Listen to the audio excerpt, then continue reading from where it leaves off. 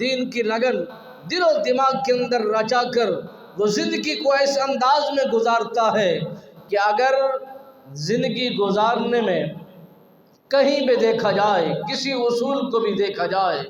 کسی انداز کو بھی اپنایا جائے، وہ پتھر کے چٹانوں سے بھی بات کرتے ہیں، وہ ولی ہویا کرتے ہیں،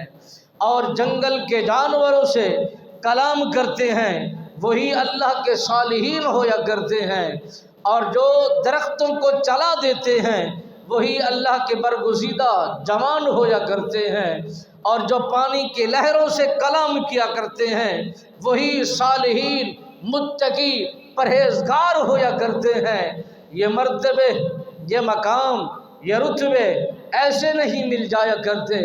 ان کے لیے محنتیں کی جاتی ہیں، مشقتیں کی جاتی ہیں، اور ان کے لیے وقت لگایا جاتا ہے، رب رحمان کو راضی کیا جاتا ہے،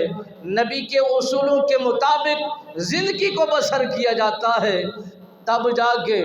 یہ نظام بھی ملتے ہیں، یہ کام بھی ملتے ہیں، یہ مرتبے بھی حاصل ہوتے ہیں، یہ شانیں، یہ رتبے بھی حاصل ہوتے ہیں۔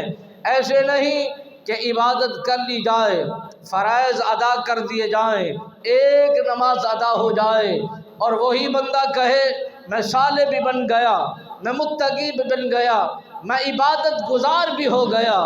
میرے نبی رحمت سرکار نے فرمایا جو بندہ نوافل میں کثرت کرتا ہے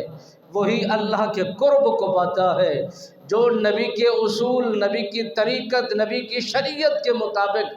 عمل پیرا ہونے کی کوشش کرتا ہے وہی زہد و تقوی اختیار کرتا ہے۔ صالحین کے اذکار کو پڑھ کے دیکھیے